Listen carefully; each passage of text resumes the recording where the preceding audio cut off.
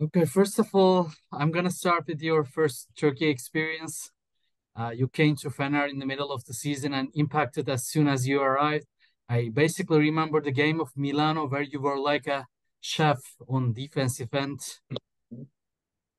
Yeah, How was yeah, it was that was a good experience. Coach Djordjevic definitely, brought me on board just for like to be a defensive specialist. He immediately told me, obviously, he was like, just do what you do. We'll work on everything else, like your weaknesses and stuff like that. We'll get through that, but your strength is defense. So I was able to, focus on that. I had tons of, good offensive players on that team, so I didn't really have to worry about too much.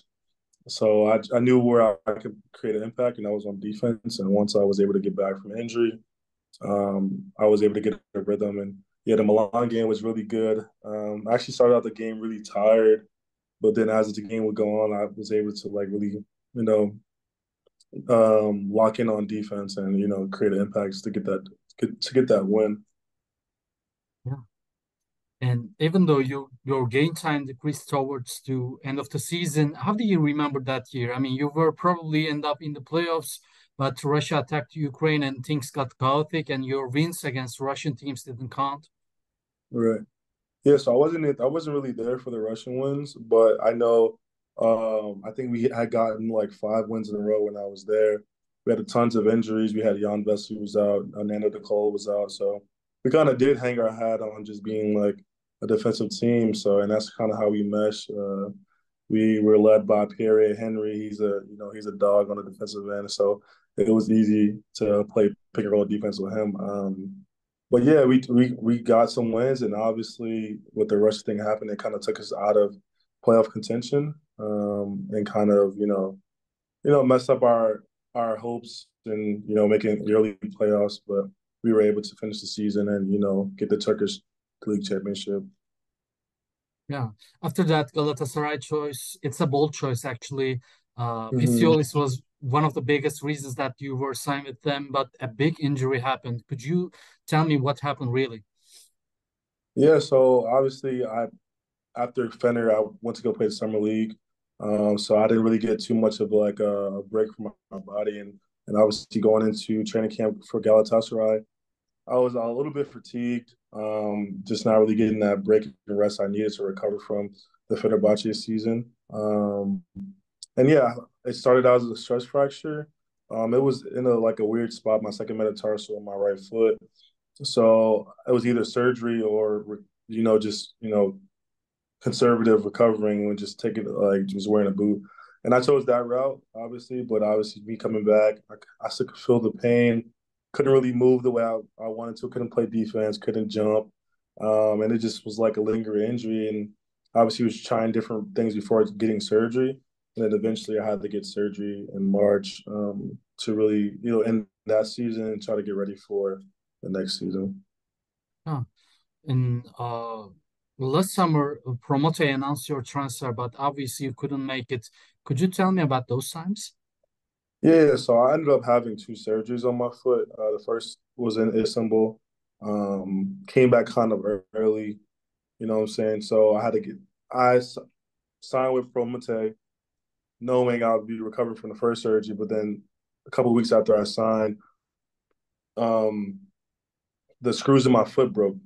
So I had to go like get another surgery in July in the States, and that kind of like pushed my um, return time further. So we Promote cut the contract, and I just had to focus on recovering from my surgery the right way.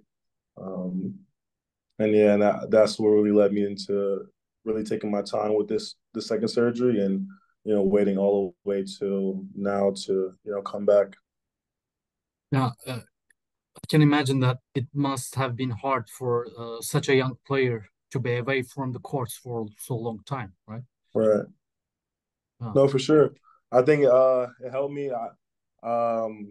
Just not really knowing what I was gonna do besides just recover and do rehab. I ended up getting a coaching job as an assistant coach at Air Force, yeah, and it was a good place to be, just be around basketball, learning the game from a different perspective.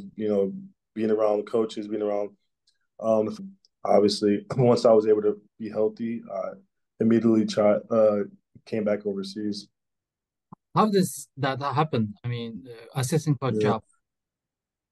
Yeah, so the head coach was my assistant coach when I was in college. He helped me out really to make a big leap from my sophomore to junior year. His name's Joe Scott. Shout out to him and David Metzendorf, who's associate head coach. They were looking for former players. They offered for me to be a coach, but I told them, hey, I'm still a young player. Like I still have ambitions to be a good player overseas, and but I can definitely help. And they wanted a former player to help out with their program. So it helped for both sides. And I was able to get that. I drove all the way from Georgia to Colorado, just going on a different journey. Obviously, every like you said, a lot of young players don't have the time to be away from the game for so long because that's what we need. We need experience. We need the games. But my route was a little different, and I appreciate it because I was able to see the game in a different light. It helped me on my IQ on the court, and now just trying to get my body back into the flow of things. How was to be an assistant coach? I can see why coaches are crazy now. I can see, I can understand their perspective. Just wanting something to happen, but you can't do it yourself. Like you're relying on like the players to really execute what you envision in your mind, and whether they want to be on board or not. Like you have to find different ways to coach players. Like you can't coach every player the same way. So you have to really try to get to know them to really try to see like what is the pressure point where it's going to like really motivate them to really get on board. And I think that was fun. I feel like once I started creating a rapport with the players, the college guys, it was easier to coach them. Obviously, we had a tough season, but it was a good part of the season that we really were improving. And I just had fun being on that side of things. Um, but obviously, it was hard thinking like, hey, I want to be back. That was really the most mind blowing thing for me. I was like, I want to just be on the court right now. But I had to wait and be patient. So it was a fun experience. Fun experience, but what about being a coach after retirement? Do you consider that? Oh, I can definitely see that. I think it was a good for me to see like envision or even experience what I could do after basketball. So it doesn't really give that scary feeling like, oh, once basketball is done, I don't know what to do. I can always go back to coaching, but having that on my resume, having that experience under my belt, and just obviously, hopefully, in the second part of my career, really elevate um, my game, my knowledge about the game, and really going into that. It could be a smoother process because I already did it within my younger years. Okay. What about Merkezefendi? I mean, how come you signed with them? Yeah, so I had a couple offers. After the break, teams are looking for guys to either try to like what I'm saying get in the playoffs or just strengthen the roster. Um, and then I talked to coach. I was teammates with Muhammad Mustafa last year in Gala, and he called me. Literally, he called me. He was like, "Hey, my coach, think about you coming." And I wanted to go somewhere I'm familiar with. And obviously, I know Turkey basketball, and I know that they had two guys go straight to EuroLeague, the Moses Wright and Three, Daniel actually. or three. Like so, I was like, this is a great time for me to showcase what I can do, get back to that EuroLeague um, level. It's a great opportunity. It's a young team. They're all striving to make jumps in their career. So I can feed off the energy. So that was really going into it. I just had big aspirations to show that I can play, still can play. I guess I can, still run and jump. I can still block shots and do all this. And obviously, just using this time to get better and see what uh, the future holds. Yeah. How is going on so far? I mean, are you having fun? Yeah, I'm having fun. I mean, the first month was tough because think about it. These guys been playing for 8 months, so I'm just catching up. Last month was pretty much my preseason. So now I feel a lot better. I feel, we got the 2 wins. We're on a 2-game winning streak. So obviously winning helps. Being able to impact winning it really gives me confidence to keep going. And yeah, I'm having fun now. The hard part is over, and now I'm just being able to be out there and really just I'm just happy to be out there. Honestly, it's been so long. I probably haven't played healthy since Fenerbahçe 2022 in May, so it's been a while. So I'm just happy to be out there. Yeah, and I believe that the game winner block you made versus Darüşşafaka was increased your self-confidence. Am I right? No, no, for sure, for sure. I was looking for a moment like that, just to have a game that really sealed it for me. Like, okay, all the hard work is, coming to fruition, and that I'm back, that I'm still the player I always believe myself to be. I've had blocks like that. That's really kind of started really with good games. Like I remember in my freshman year, I mean not my freshman year, my rookie year in Greece, I had a block like that to end the game, and like it kind of like just kind of started stacking. So hopefully, I'm hoping that that happens the next 5 games we have. So I'm excited. Yeah. When I had time to prepare for the interview, I checked one of the interviews you made like 2 years ago.